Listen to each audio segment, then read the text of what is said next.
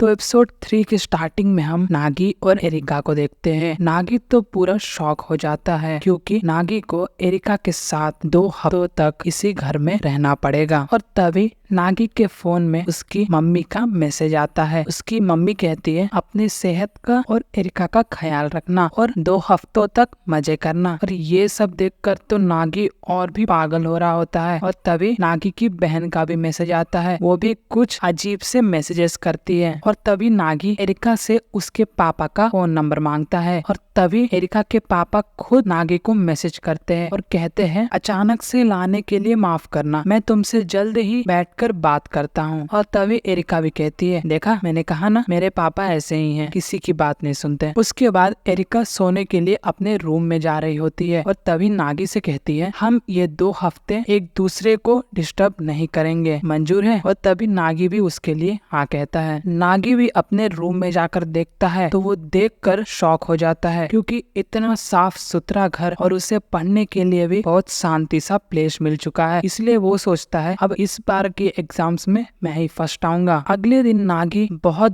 देर से उठता है और वो सोचता है इतनी देर से मैं आज तक नहीं उठा। और वो नीचे जाकर देखता है कि एरिका सोशल मीडिया के लिए फोटोज क्लिक कर रही होती है। और तभी नागी अपना फोन देखता है तो उसका फोन डेड हो चुका होता है। और तभी वो सोचता है कि जल्दी में आने के लिए मैंने सारा सामान अपने घर पर ही छोड़ दिया, तो अब मैं एग्जाम में पास कैसे होऊंगा। और तभी एरिका के लिए एक पार्सल आता है, उसमें बहुत सारे किताब्स होते हैं। और तभी नागी ये सब सुन लेता है कि एरिका के लिए एक पार्सल आया है। और नागी जाकर एरिका के पैर पड़ता है और कहता है प्लीज क्या तुम मुझे ये बुक्स दे सकते हो, क्योंकि मुझे इस बार के एग्जाम्स में फर्स्ट आना है। बल्कि तुम्हारे लिए ये बुक्स कोई मायने नहीं रखती होगी, लेकिन मेरे लिए ये एक खजाने से कम नहीं है। और तभी एरिका उसके सामने एक डील रखती है, अगर वो उसकी अच्छे से फोटोज क्लिक करेगा तो वो सारे बुक्स वो नागी को दे देगी। और उसके लिए नागी हाँ कर लेता है। और फिर नागी एक बड़ा सा शीशा पकड़कर एरिका के सामने खड़ा हो जाता है क्योंकि एरिका अपने फोटो क्लिक कर रही थी। और तभी एरिका कहती है तुम उस कुर्सी के ऊपर खड़े हो जाओ। और नागी उस शीशे को पकड़कर उस कुर्सी के ऊपर खड़ा हो जाता है और अचानक से उसका पैर स्लिप हो जाता है तो वो जाकर एरिका के ऊपर गिर जाता है। और उसी समय उन दोनों का एक फोटो क्लिक हो जाता है। एरिका और नागी उस फोटो को देखकर थोड़े नर्वस हो जाते हैं और तभी वो दोनों नीचे गार्डन में चले जाते हैं। और एरिका कहती है अभी तक जितने मैंने फोटोज क्लिक किए हैं वो सब कुछ खास अच्छे नहीं है, शायद हमें और भी बहुत सारे फोटोज क्लिक करने हैं। और तभी नागी अपने मन में सोचता है अगर ऐसे ही चलता रहा तो मेरा पूरा दिन खराब हो जाएगा और मैं एग्जाम में भी फर्स्ट नहीं आ पाऊंगा। और इसीलिए नागी अपने हाथ में एक पाइप ले लेता है और उन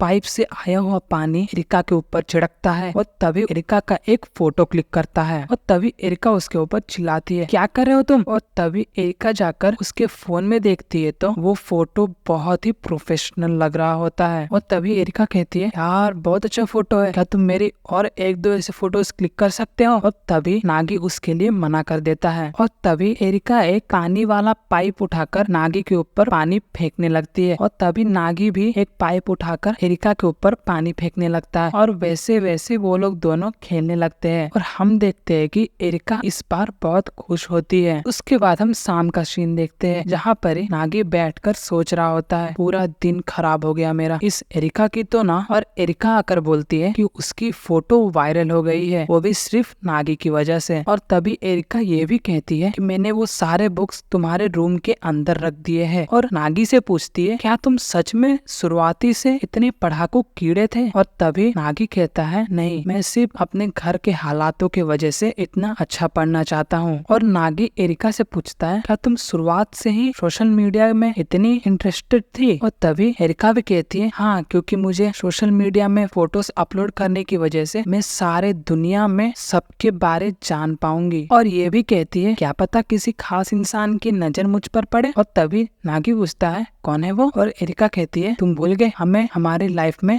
दखलंदाजी नहीं करनी है। और तभी वो दोनों खाना खाने के लिए अंदर चले जाते हैं। और तभी वो दोनों खाना खाते हुए बातें कर रहे होते हैं। और तभी एरिका नागी से कहती है मैं तो बोलना भूल ही गई, तुम्हारे लिए एक डिलीवरी आई है, आज सुबह को ही आई थी। और तभी नागी कहता है क्या ये तुम मुझे अभी बता रही हो, मेरा पूरा दिन खराब हो गया और हम देखते हैं कि वो डिलीवरी साची ने भिजवाई थी। और अब हमें सुबह का सीन दिखाया जाता है। सुबह सुबह नागी जल्दी उठकर स्कूल के लिए निकल पड़ता है। स्कूल के अंदर जाने समय सारे लोग यही बात कर रहे होते हैं कि नागी ने हमारे क्लास के टॉपर को चैलेंज किया है। और तभी नागी अपने जूते उतारने के लिए अपने लॉकर के पास पहुंचता है कि उसके लॉकर के अंदर से एक चिट्ठी आता है। उस चिट्ठी में लिखा होता है कि मैं हिरोसेगावा, स्कूल खत्म होने के बाद तुम मुझसे छत पर मिलो। और नागी सोचता है कि ये किसी ने प्रैंक किया होगा और तभी मुड़कर देखता है तो हिरोसेगावा वहीं पर होती है और नागी को ही देख रही होती है। नागी एंड हिरोसेगावा दोनों क्लास में भी शांति से होते हैं, इसीलिए नागी सोचता है शायद ये किसी ने प्रैंक किया होगा, इसलिए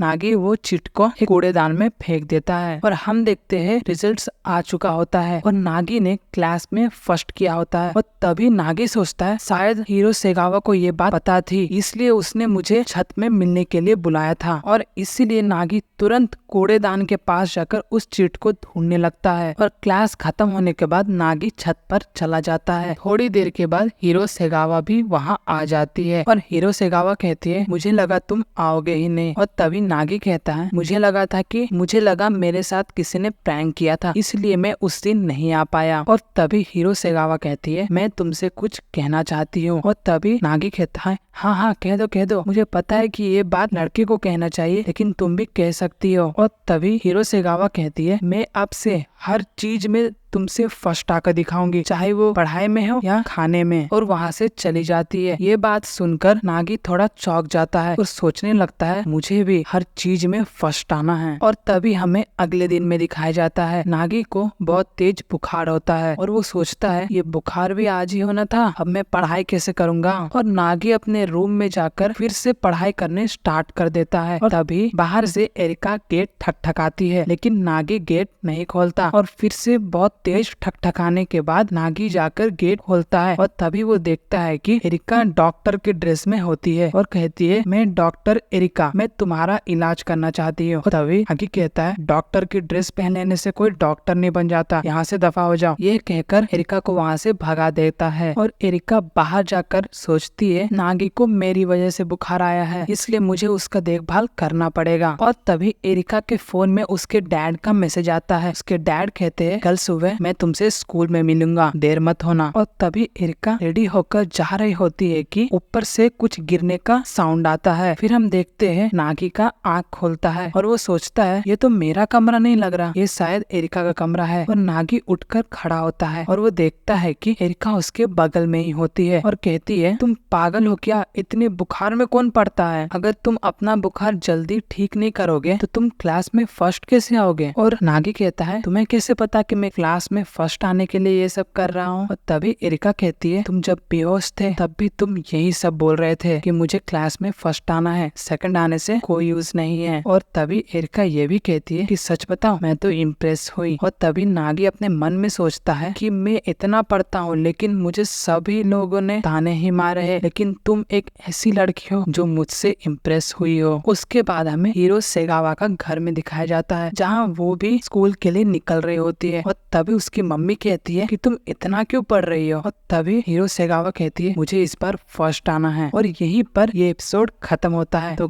गाइस नेक्स्ट एपिसोड के लिए जल्द से जल्द सब्सक्राइब कर लीजिए क्योंकि नेक्स्ट एपिसोड बहुत जल्दी आने वाला है। मिलते हैं अगले वीडियो में।